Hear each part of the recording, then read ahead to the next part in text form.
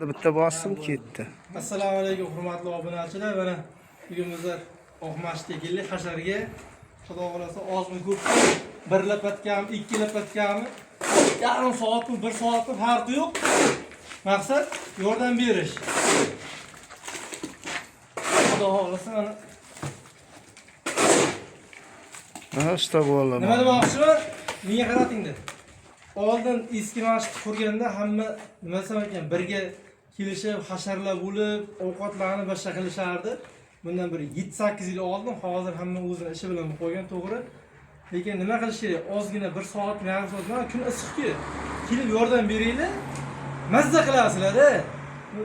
Esingizda hisobni ozgina bo'lsa ham kelishingiz maqsad beraman. Agar pullar bo'lsa, pullaring bu kelolmasangizlar, puldan yordam qilasizlar.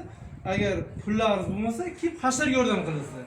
O'shanda unamiz, o'shanda shu tahoratxonamiz ham bitadi, masjidimiz ham o'tadi. Birlashgan unadi. Xudo xolasa, inshaalloh sizlar bilan baribir sog'lom salomat bo'lasiz. Chiroy chiqdimi?